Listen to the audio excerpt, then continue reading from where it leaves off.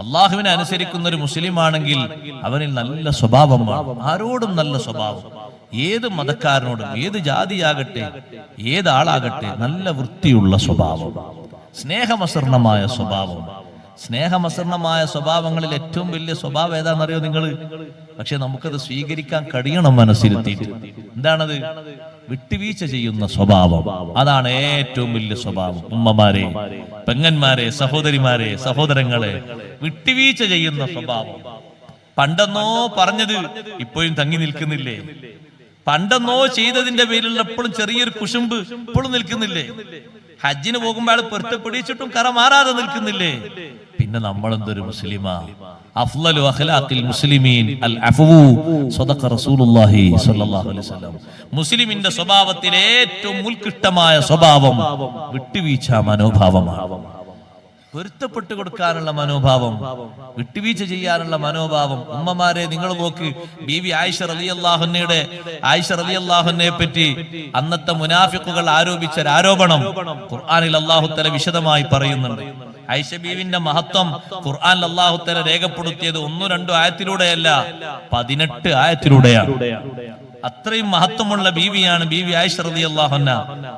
ഇത്രയും മഹത്വമുള്ള ബീവി ആയിഷ റളിയല്ലാഹു അൻഹയെ അന്നത്തെ കാലത്ത് മുനാഫിഖുകൾ പറഞ്ഞുണ്ടാക്കിയ ഒരു അപവാദ പ്രചരണത്തിൽ കുടുങ്ങിപ്പോയി സ്വഹാബിമാരിൽപ്പെട്ട ചിലർ.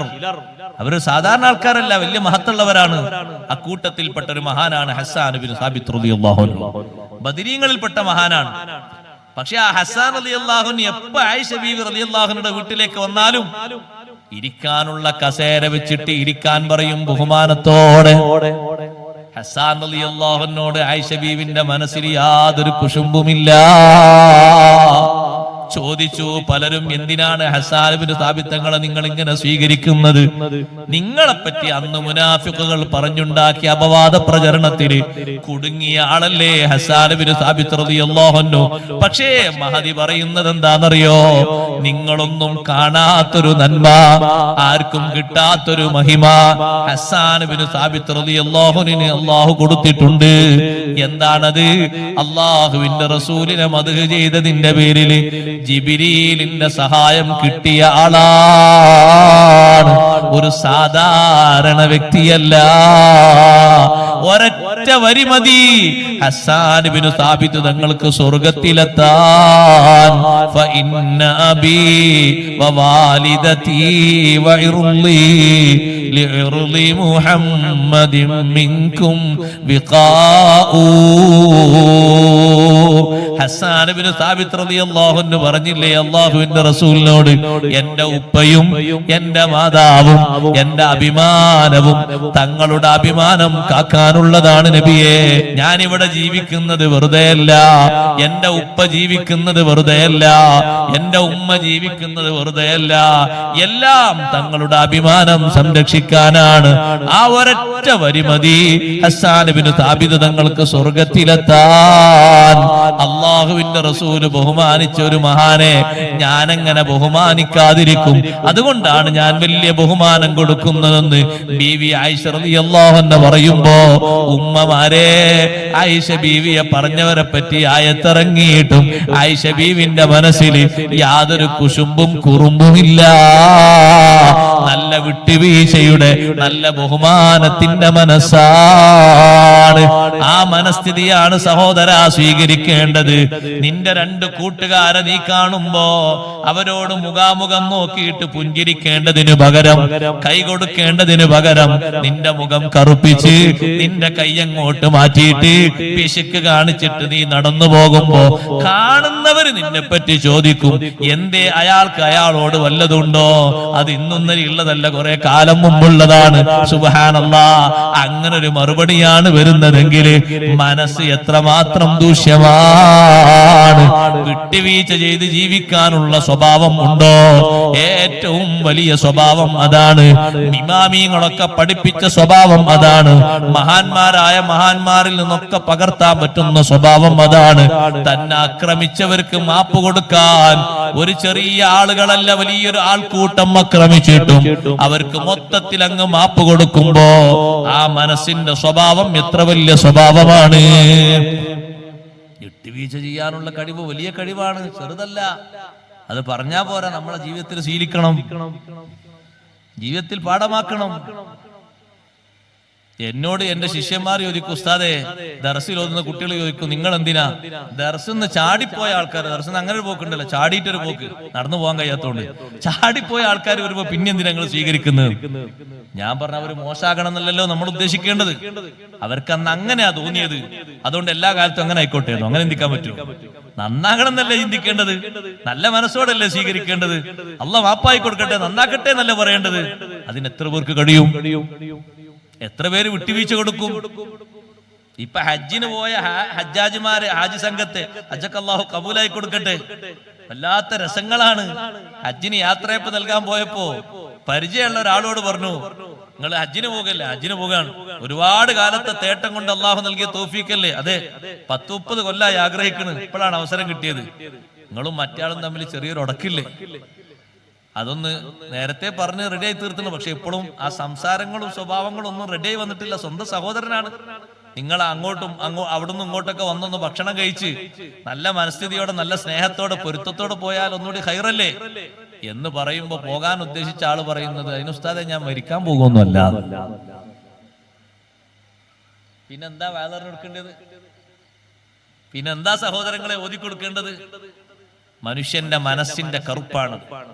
വിട്ടുവീഴ്ച ചെയ്യുന്ന മനസ്സ് നല്ല സ്വഭാവമുള്ള മനസ്സാണ്, കറയില്ലാത്ത നിഷ്കളങ്കമായ മനസ്സാണ്. ഏത് എതിരാളിക്കാ നബി സല്ലല്ലാഹു അലൈഹി വസല്ലം വിട്ടുവീഴ്ച ചെയ്ത് കൊടുക്കാത്തത്? ഏത് ശത്രുവിനാ തങ്ങളെ അഫുവാക്കി കൊടുക്കാത്തത്? നമ്മൾ പകർത്തേണ്ട സ്വഭാവമാണത്. നമ്മിൽ നിന്ന് നമ്മുടെ മക്കളും കുടുംബവും സമൂഹവും പഠിക്കേണ്ട സ്വഭാവമാണത്. ഒരു സ്വപ്പിൽ നിൽക്കുന്ന ആളുകൾ കാലോട് കാല് ചേർന്ന് തോളോട് തോള് ചേർന്ന് നിന്നിരുന്നു. ഇപ്പോഴും അങ്ങനെ തന്നെ നിൽക്കേണ്ടത്. ഇപ്പൊ നിൽക്കാത്ത എന്താന്ന് ഇന്നാളെ ഒരു ദിവസം ചോദിച്ചപ്പോ, കൊറോണ പേടിച്ചിട്ടോ മറ്റൊന്നും അല്ല, അയാളും തമ്മിൽ ചെറിയ പ്രശ്നമുണ്ട്. നിസ്കരിക്കാൻ നിന്നോടത്ത് വരെ അതിന്റെ അകലം കാണുന്നുണ്ട്. മനസ്സകന്ന മൊത്തകന്നില്ലേ? പിന്നെ കാലിന് എന്താ അടുപ്പം കിട്ടും? ഒന്നിനും അടുപ്പം കിട്ടൂല. ഒരു കട്ടിലിൽ കിടക്കുന്ന ഭാര്യയും ഭർത്താവും മനസ്സ് ഒന്നാകണം, അകലാൻ പാടില്ല. ശാരീരിക സുഖത്തിന് വേണ്ടി മാത്രം സ്വീകരിക്കുന്ന ഒരു കുടുംബമാകരുത് ഇണയും തുണയും. നല്ല ഒരു ജീവിതത്തിന്റെ വിശുദ്ധിക്ക് വേണ്ടി, ആഖിറത്തിന്റെ വിജയത്തിന് വേണ്ടി വിചാരങ്ങളൊക്കെ കേന്ദ്രീകരിക്കപ്പെടാൻ അള്ളാഹു അനുവദിച്ചു തന്ന മാർഗമായിട്ട് നല്ല രൂപത്തിൽ ജീവിതം വഴിവെക്കാൻ വേണ്ടിയാണ് ഇണയും തുണയും അള്ളാഹു നൽകിയത്. കാമപൂർത്തീകരണത്തിന് വേണ്ടി മാത്രല്ല, അങ്ങനെ ഒരു സംഗതിക്ക് വേണ്ടി മാത്രം വിവാഹമില്ല, അതിനല്ല തന്നിരിക്കുന്നത്. ആവശ്യമുണ്ടാകുന്ന സമയത്ത് മുറാദുകളൊക്കെ ഹാസിലാക്കുക, ബാക്കിയുള്ള സമയത്ത് മുഴുവനും അങ്ങോട്ട് തെറി പറയാ, ഇങ്ങോട്ട് പറഞ്ഞ കേൾക്കൂല, അങ്ങോട്ടൊന്നും പറഞ്ഞ അനുസരിക്കൂല, ഒന്നും നേർക്കൊരു മറുപടി പറയില്ല, ചോദിച്ചാ വരെ കുത്തുവാക്കുകളല്ലാതെ നേരിട്ട് മറുപടി പറയില്ല. അങ്ങനെ ഒരു ജീവിതം ജീവിച്ചു പോയിട്ട് എന്ത് നേട്ടം? ആർക്കാണത് മാതൃകയായി വരുന്നത്? മക്കളത് കണ്ടുപഠിച്ചാൽ അവരുടെ സ്വഭാവം ഭാവിയിൽ എന്തായിരിക്കും? ബാപ്പയുടെയും ഉമ്മയുടെയും വക്കാണം കേട്ട് പഠിക്കുമ്പോ എന്തായിരിക്കും അവസ്ഥ? മുമ്പ് മദ്രസയിൽ ഒരു ഉസ്താദ് ചോദിച്ചു കുട്ടികളോട്, മക്കളെ, നിഷ്കളങ്കരായ മക്കൾ ഉത്തരം പറയുന്നു, 2ാം ക്ലാസ്സിലെ കുട്ടികള്, നിങ്ങൾ ഓരോരുത്തരും വീട്ടില് ബാപ്പയും ഉമ്മയും എങ്ങനെയാണ്? നല്ല പെരുമാറ്റമല്ലേ, നല്ല സ്നേഹമല്ലേ എന്ന് ചോദിച്ചപ്പോ ഒരു കറയും ബാധിക്കാത്ത കുട്ടിയല്ലേ, കുട്ടികളെ മനസ്സങ്ങനെയല്ലേ? ഒരു കുട്ടി എഴുന്നേറ്റ് പറഞ്ഞു, ഉസ്താദേ, എന്റെ വീട്ടിൽ എന്നും ശബ്ദകോലാഹലമാണ്. ബാപ്പ വന്നാൽ ഉമ്മ തുടങ്ങും, ഉമ്മ വന്നാൽ ബാപ്പ തുടങ്ങും. എന്നും ഒച്ചപ്പാടാണ്. കുട്ടി പറഞ്ഞു, എന്നും ഒച്ചപ്പാടാണ്. അയൽവക്കക്കാർക്കൊരു സുഖമാണ്. അതുകൊണ്ട് അയൽവക്കത്തുള്ള ആൾക്കാർ പറയും, നമുക്ക് ഉറങ്ങാൻ നേരായി, ആ വീട്ടിൽ ആളെത്തിയിട്ടുണ്ട്, ഇതുവരെ ആളെത്തിയിട്ടില്ല എന്നുള്ള പേടിയായിരുന്നു, ഇപ്പൊ ആളെത്തിയിട്ടുണ്ട്, ഇനി നമ്മൾ കാത്തിരിക്കേണ്ട ആവശ്യമില്ല, നമുക്ക് ഉറങ്ങാം. അവിടെ എത്തേണ്ട ആളെത്തിയിട്ടുണ്ട്, അതിന്റെ സിഗ്നൽ കിട്ടി, ഒച്ചപ്പാടോണ്ട് കിട്ടി. എന്തിനാണ് ഈ ശബ്ദം ഉണ്ടാക്കിയിട്ട് ഒച്ചപ്പാടുണ്ടാക്കുന്നത്, കുറച്ച് ചാടുന്നത്? ഒരാവശ്യമില്ല. നിസ്സാര പ്രശ്നങ്ങൾക്ക് വേണ്ടി. അതൊന്നോ ഉണ്ടായ സംഭവമായിരിക്കും, ഇപ്പോഴും മറക്കാതെ നല്ല ഓർമ്മശക്തിയിൽ സൂക്ഷിച്ചിരിക്കുക. ദുസ്വഭാവികളായി മാറാൻ പാടില്ല. ഇസ്ലാമിന്റെ യഥാർത്ഥ തനിമ നല്ല സ്വഭാവത്തിലൂടെ, നല്ല സംസ്കാരത്തിലൂടെ, നല്ല പെരുമാറ്റത്തിലൂടെയാണ് അടുത്ത തലമുറക്ക് കൈമാറേണ്ടത്. ഒരനാവശ്യ സംസാരം പോലും, പെരുമാറ്റം പോലും, സ്വഭാവം പോലും, സമീപനം പോലും നമ്മിൽ നിന്ന് നമ്മളെ മക്കൾ എപ്പോഴെങ്കിലും ഒന്ന് കണ്ടു ശീലിച്ചോ, അവരെ ജീവിതം തകരാനത് കാരണമായോ? നമ്മൾ അവർക്ക് മാർഗദർശികളായി മാറിയിട്ടില്ല, മാർഗം കെടുത്തിയവരാണ്. നമ്മളൊക്കെ അള്ളാഹിനോട് ചോദിക്കുന്നുണ്ടല്ലോ, വജഅൽനാ ലിൽ മുത്തഖീന ഇമാമാ, പടച്ചോനെ ഞങ്ങളെ കൂടെ നടക്കുന്ന ഈ നല്ല മക്കൾക്ക് മുന്നിൽ നടക്കാനുള്ള യോഗ്യതയുള്ള യോഗ്യന്മാരാക്കി ഞങ്ങളെ മാറ്റിത്തരണം.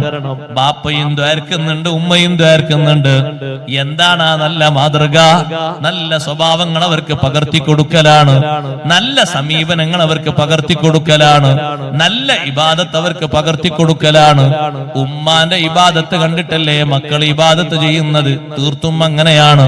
ബാപ്പാന്റെ ഇബാദത്ത് കണ്ടിട്ടല്ലേ മക്കൾ ഇബാദത്തിൽ താല്പര്യമുള്ളവരാകുന്നത്? തീർത്തും അങ്ങനെയാണ്.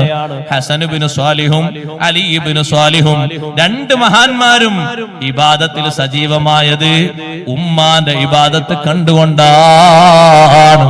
ഇരട്ട കുട്ടികളാണ് ഹസൻ ഇബ്നു സ്വാലിഹും അലി ഇബ്നു സ്വാലിഹും റളിയല്ലാഹു അൻഹുമാ.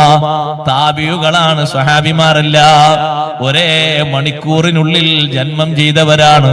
അവരെ ഉമ്മാന്റെ ഇബാദത്ത് കണ്ടപ്പോൾ മക്കളും ഉമ്മയോടൊപ്പം സഹകരിച്ചു തുടങ്ങി. സുബ്ഹാനല്ലാഹ്, രണ്ട് കുട്ടികളും ഒരേ കട്ടിലല്ലേ കിടക്കുന്നത്. രാത്രി എഴുന്നേൽക്കുമ്പോ ഉമ്മാനെ കാണൂല.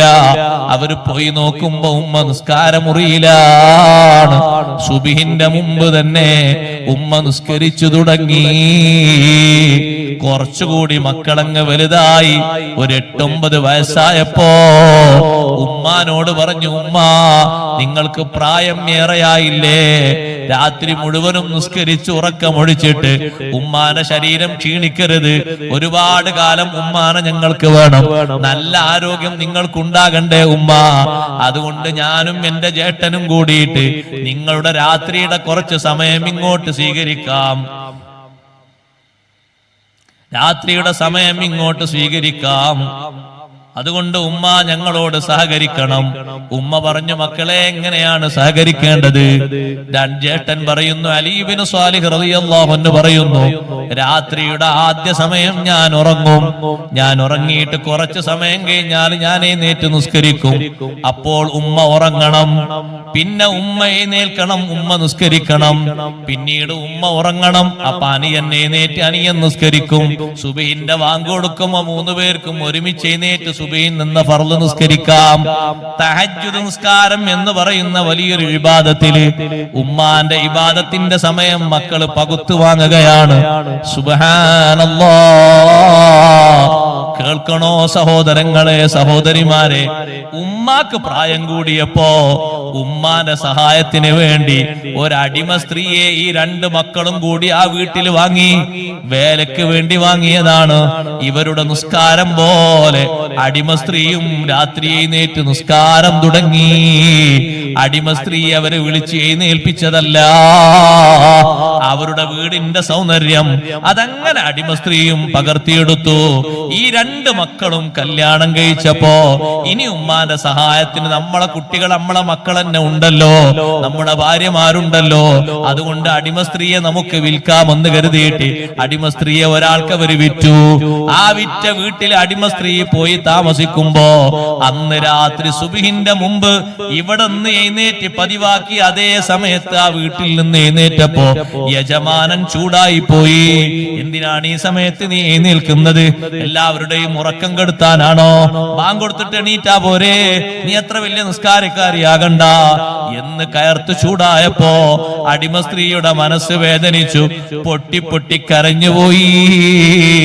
ഇന്നലെ ഞാൻ താമസിച്ച വീടും ഇന്ന് ഞാൻ താമസിക്കുന്ന മുതലാളിയുടെ വീടും എത്ര മാറ്റമുണ്ട് അല്ലാഹ്. അലി ഇബ്നു സ്വാലിഹിന്റെയും ഹസൻ ഇബ്നു സ്വാലിഹ് റളിയല്ലാഹു അൻഹുയുടെയും ആ വീടിന്റെ സൗന്ദര്യം തെല്ലുപോലും ഈ മുതലാളിയുടെ വീട്ടിനില്ലല്ലോ. ഇഷ്ടം പോലെ സമ്പത്ത് നീ കൊടുത്തിട്ടും ഇഷ്ടം പോലെ സൗകര്യങ്ങൾ നീ കൊടുത്തിട്ടും ആത്മീയമായ സൗന്ദര്യം, അത് ഇബാദത്തിന്റെ സൗന്ദര്യമല്ലേ, അത് ലെവലേശം ഈ വീട്ടിലില്ലല്ലോ.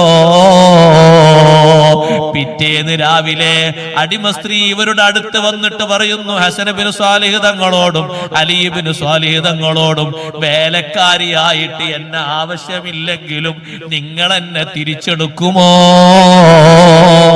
വാങ്ങിയ കാശ് അങ്ങോട്ട് കൊടുത്തിട്ട് എന്നെ തിരിച്ചു വാങ്ങുമോ?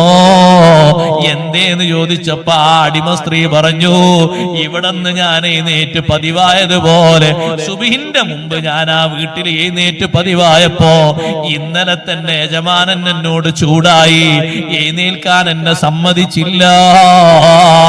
പൊട്ടി പൊട്ടി ആ പാവപ്പെട്ട അടിമ സ്ത്രീ അങ്ങ് കരഞ്ഞു പറഞ്ഞപ്പോ ഹസൻ ഇബ്നു സ്വാലിഹ് തങ്ങളും അലി ഇബ്നു സ്വാലിഹ് തങ്ങളും ആ യജമാനന്റെ അടുത്ത് പോയിട്ട് അദ്ദേഹം പറഞ്ഞ വിലക്ക് തിരിച്ചു കൊടുത്തിട്ട് അടിമ സ്ത്രീയെ വീട്ടിലേക്ക് തന്നെ വാങ്ങിക്കൊണ്ടുവന്നു.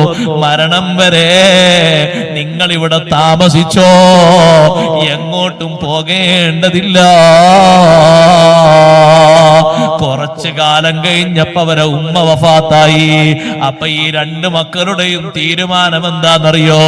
ഒരിക്കൽ ഉമ്മ മാത്രമല്ലേ രാത്രിയെ സജീവമാക്കിയത്, അന്ന് ഞാനുമില്ല നീയുമില്ല.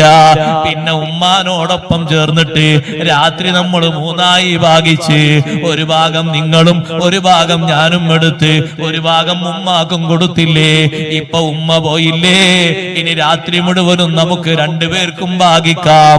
ആദ്യത്തെ ഭാഗം ആരാണ് എടുക്കുക? കുറഞ്ഞ നേരം മുമ്പ് ദുനിയാവിലേക്ക് വന്ന ജ്യേഷ്ഠ സഹോദരൻ അലി ഇബ്നു സ്വാലിഹ് തങ്ങൾ പറയുന്നു, ആദ്യത്തെ ഭാഗം ഞാൻ എടുക്കാം, അവസാനത്തെ ഭാഗം നീ എടുത്തോ മോനെ.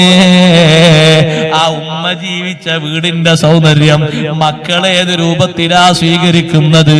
സുബ്ഹാനല്ലാഹ്.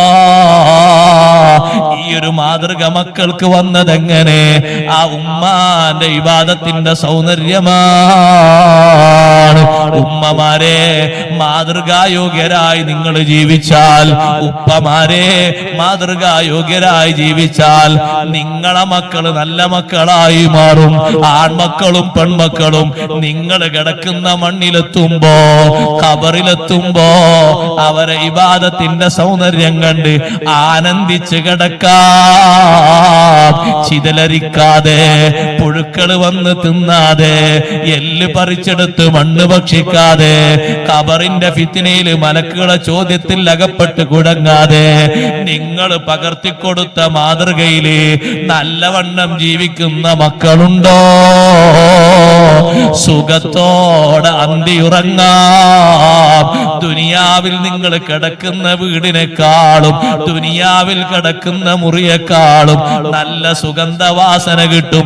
ഇവിടെ നിങ്ങളൊരു അത്തറ് തേച്ചാല് ഒരു കൃത്യമണിക്കൂർ കഴിഞ്ഞാലത് പോയില്ലേ? സ്വർഗീയ സുഗന്ധം വന്നാല് അതിന്റെ പരിമളം പോകൂല. സ്വർഗീയ വിരിപ്പ് വന്നാല് എത്ര ഇരുന്നാലും കിടന്നാലും ശരീരത്തിന് ക്ഷീണം വരൂല. സ്വർഗത്തിന്റെ ഒരു നോട്ടം ഖബറിലേക്ക് അല്ലാഹു തുറന്നു തന്നാൽ, ദുനിയാവിലെ ഏത് റെസ്റ്റ് ഹൗസിൽ നിങ്ങൾ പോയാലും, ഏത് റിസോർട്ടിൽ പോയാലും, എത്ര വലിയ കാഴ്ചാ സ്ഥലത്ത് പോയാലും കിട്ടാത്ത വലിയ ആനന്ദം കിട്ടിപ്പോയി. അത്ര വലിയ സൗന്ദര്യം ലോകത്ത് വേറെ ആർക്കെങ്കിലും കിട്ടാനുണ്ടോ?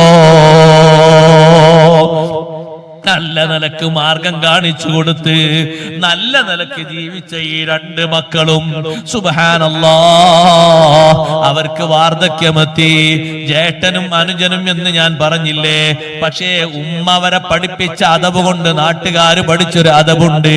കുറഞ്ഞ സമയം മുമ്പാണ് ദുനിയാവിലേക്ക് ജ്യേഷ്ഠൻ വന്നതെങ്കിലും ആ ജ്യേഷ്ഠന്റെ മുന്നിൽ ഒരിക്കൽ പോലും അനുജൻ നടക്കുന്നതോ, മുന്നിലിരിക്കുന്നതോ, മുന്നിൽ വാഹനത്തിൽ പോകുന്നതോ നാട്ടുകാർക്ക് പരിചയമില്ല. ആരാണ് ഈ ബഹുമാനം പഠിപ്പിച്ചത്? ആ വീട്ടിലുള്ള ഉമ്മയാണ്. മോനെ, നിന്റെ മുമ്പ് ദുനിയാവ് കാണാൻ അല്ലാഹ് ഭാഗ്യം കൊടുത്ത് നിന്റെ ജ്യേഷ്ഠനല്ലേ? അത് മണിക്കൂറിന്റെ വ്യത്യാസമൊന്നുമില്ല, മിനിറ്റുകളുടെ വ്യത്യാസമേ ഉള്ളൂ. ആ ജ്യേഷ്ഠനെ നീ ബഹുമാനിക്കണം കേട്ടോ. പേരുകൊണ്ട് സംബോധന ചെയ്യരുത്, മുന്നിലൂടെ നടക്കരുത്. വാഹനം ഓടിച്ചു പോകരുത്, ഒപ്പം നടക്കരുത്. ഒരു ചാണ് പിറകിലായി ബഹുമാനത്തോടെ നടക്കുന്നു. നാട്ടുകാരത് പാഠമാക്കുന്നു, അവരെ മക്കൾക്ക് കാണിച്ചു കൊടുക്കുന്നു. നിങ്ങൾ വയസ്സിന്റെ വ്യത്യാസമുണ്ടായിട്ടും ജേട്ടനെ ഗൗനിക്കാതെ നടക്കുമ്പോ നാട്ടുകാര് പറയുന്നു, മക്കളെ ഹസൻ ബിനു സ്വാലിഹിനെ കണ്ടു പഠിക്കണം, അലി ബിനു സ്വാലിഹിനെ കണ്ടു പഠിക്കണം. അവരെ ഉമ്മ അവർക്ക് പകർത്തിക്കൊടുത്ത ബഹുമാനം എത്രമാത്രം വലിയ ബഹുമാനമാണ്. ആ ബഹുമാനം കണ്ട് നിങ്ങൾ ജീവിക്കണമെന്ന് ആ നാട്ടുകാര് മൊത്തം മക്കൾക്ക് ഉദാഹരണം പഠിപ്പിച്ചു കൊടുക്കുകയാണ്. എന്റെ വിഷയം ആ ഉമ്മാന്റെ ഇബാദത്തിന്റെ സൗന്ദര്യമാണ്. സുബ്ഹാനല്ലാഹ്. അതെ, മക്കളിലേക്ക് വഴിമാറി കിട്ടിയത് ഉമ്മമാരെ. നബി സല്ലല്ലാഹു അലൈഹി വസല്ലം വഫാത്താകുമ്പോ എത്ര ഭാര്യമാര് ബാക്കിയുണ്ട്? 9 ഭാര്യമാര് ബാക്കിയില്ലേ? അന്തിസ്ഇനിസ്വത്തിൻ വഫാത്തുൽ മുസ്തഫ ഖയ്യിർന ഫഖ്തർനൻ നബിയൽ മുഖ്തഫാ ആയിഷത്തുൻ വ ഹഫ്സത്തുൻ വ സൗദാ സഫിയത്തുൻ മൈമൂനത്തുൻ വ റംലാ ഹിന്ദും വ സൈനബു കദാ ജുവൈരിയാ ലിൽ മുഅ്മിനീന ഉമ്മഹാത്തുൻ മർളിയാ. തങ്ങളെ കാലശേഷം 40 കൊല്ലത്തിലധികം ജീവിച്ച ബീവി ആയിഷ റളിയല്ലാഹു അൻഹാ തങ്ങളെ ജീവിതം പകർത്തിയിട്ട് അതേ ത്യാഗം ചെയ്തിട്ട് ആ ഒരു മുറിയിലല്ലേ താമസിച്ചത്. ഇഷ്ടം പോലെ സമ്പത്ത് സ്വഹാബത്ത് കൊണ്ടുവന്നു കൊടുത്തിട്ടും അതൊക്കെ ദീനിന് വേണ്ടി സാധുക്കൾക്ക് വേണ്ടി കൊടുത്തു എന്നതല്ലാതെ ഒരു വലിയ സംവിധാനം സ്വീകരിച്ചില്ല. എന്റെ ഭർത്താവായ ലോകത്തിന്റെ നേതാവ് എത്ര വലിയ സൗകര്യങ്ങളും അല്ല കൊടുക്കുമായിരുന്നു. പക്ഷേ ജീവിക്കാൻ താല്പര്യപ്പെട്ടത് ഈ ഒരു മുറിയിലല്ലേ. ആ ഒരു മുറിക്ക് നമ്മളൊരു ബെഡ്റൂമിന്റെ അകലമില്ല. നമുക്ക് ചുരുങ്ങിയതൊരു 10 അളവുള്ളത്. ഹദീസിലുണ്ട്, ആയിഷ ബീവി റളിയല്ലാഹു അൻഹ അടക്കമുള്ള ഭാര്യമാര് താമസിച്ച റൂമിന്റെ വീടിന്റെ അകലം എത്രയാണ്? 9.6 രേഖപ്പെടുത്തിയത്. 9 മുഴം നീളവും 6 മുഴം വീതിയുമാണ്. അത് തന്നെ 2 റൂമാക്കിയിട്ടാ ഉപയോഗിച്ചിരുന്നത്. കിടക്കാനും ഇരിക്കാനും നിസ്കരിക്കാനും പുറത്തുള്ള ആളുകൾ വരുമ്പോ സന്ദർശിക്കാനും ഈ പറയുന്ന അകലത്തിലുള്ള മുറി 2 മുറിയാക്കി ഉപയോഗിക്കുന്നു. ജീവിതാന്ത്യം വരെ ആയിഷ ബീവി റളിയല്ലാഹു അൻഹ കഴിഞ്ഞത് അല്ലാഹുവിന്റെ റസൂലിന്റെ കൂടെ 9 കൊല്ലം ഞാൻ ജീവിച്ചില്ലേ. തങ്ങൾ ഈ വീട്ടിലല്ലേ കഴിഞ്ഞത്, ഈ വീട്ടിലല്ലേ വഫാത്തായത്. ഇഷ്ടം പോലെ സമ്പത്ത് സ്വഹാബത്ത് കൊണ്ടുപോയി കൊടുത്തിരുന്നു. ലക്ഷങ്ങളല്ല കോടിക്കണക്കിന് കൊണ്ടുപോയി കൊടുത്തിരുന്നു. ഒരു സ്വഹാബി ഒരു ദിവസം കൊടുത്തതിന്റെ കണക്ക് തന്നെ ഹദീസിൽ വന്നത് 1,80,000 ദിർഹമാണ്. ഇന്നത്തെ കണക്കല്ല, അന്നത്തെ കണക്കാണ്. 1300 വർഷങ്ങൾക്കപ്പുറമുള്ള കണക്കാണ്. സുബ്ഹാനല്ലാഹ്. അതിന്ന് മൂല്യം കണക്ക് കൂട്ടുമ്പോ എത്രയാ കണക്ക് കൂട്ടേണ്ടത് എന്ന് ചിന്തിച്ചു നോക്കൂ. അതൊക്കെ എന്ത് ചെയ്തു? സാധാരണ കൊടുക്കാറുള്ള ലിസ്റ്റ് ഉണ്ട്. ആ ലിസ്റ്റ് നോക്കിയിട്ട് മദീനയിലും പരിസരത്തുമുള്ള മിസ്കീന്മാർ, കടക്കാര്, ഫക്കീറന്മാര്, യാത്രക്കാര്, പാവങ്ങള് അവർക്ക് വിതരണം ചെയ്യുന്നു. ഒരൊറ്റ ദിവസം രാവിലെ വന്നത് വൈകുന്നേരമാകുമ്പോഴേക്ക് കൊടുത്തു തീർന്നുപോയി. അവരെന്തേ അത് സ്വീകരിച്ചത്? നബി സല്ലല്ലാഹു അലൈഹി വസല്ലം തങ്ങളിൽ നിന്ന് പഠിച്ച മാതൃകയാണ്. നമ്മൾ മാതൃക കാണിച്ചു കൊടുക്കുന്ന, ഇസ്ലാമിയായി ജീവിച്ചുകൊണ്ട് നല്ല മാതൃകയിൽ ജീവിക്കുന്ന, വിശുദ്ധി പകർത്തിക്കൊടുക്കുന്ന ആളുകളായി നമ്മൾ മാറണം. അപ്പോഴേ നമ്മുടെ സമൂഹത്തില് നല്ലവരായ ചെറുപ്പക്കാരും ചെറുപ്പക്കാരികളും വളർന്നു വരൂ. ജീവിക്കാനുള്ള സുഖങ്ങൾ മാത്രം കൊടുത്തു എന്ന് കരുതിയിട്ട് മക്കൾ അനുസരിക്കുമെന്നൊരു ബാപ്പയും കരുതരുത്, ഒരുമ്മയും കരുതരുത്. അവരേറ്റവും അനുസരിക്കണോ, സ്നേഹം നൽകണോ, നല്ലവരാകണോ, ജീവിതത്തിന്റെ വിശുദ്ധമായ മാർഗങ്ങള്, ആത്മീയതയിൽ ഊന്നിയ നല്ല ജീവിതം, ഇബാദത്തിൽ കാർക്കശ്യമുള്ള ജീവിതം, ദീനിന്റെ ഖിദ്മയിൽ നല്ല ബോധമുള്ള ജീവിതം, സ്വഭാവങ്ങളിൽ പരിശുദ്ധിയുള്ള ജീവിതം, അതാണ് പകർന്നു കൊടുക്കേണ്ടത്. ചുരുക്കട്ടെ, ഞാൻ എന്റെ ഭാഷണം നിർത്തട്ടെ. ബഹുമാനപ്പെട്ട അലി ഇബ്നു സ്വാലിഹ് റളിയല്ലാഹു അൻഹു ഏകദേശം ജീവിതത്തിന്റെ അവസാനത്തിലേക്ക് നീങ്ങുന്നു. ഹസൻ ഇബ്നു സ്വാലിഹ് തങ്ങളും അലി ഇബ്നു സ്വാലിഹ് തങ്ങളും രണ്ടുപേരും ഒരു വീട്ടിലാണ് താമസിക്കുന്നത്. ഒരു ദിവസം രാത്രി സഹോദരൻ നിസ്കരിക്കുമ്പോ അപ്പുറത്തെ മുറിയിൽ നിന്ന് അലി ഇബ്നു സ്വാലിഹ് തങ്ങൾ പറയുന്നു, അല്പം വെള്ളം കൊണ്ടുവരൂ.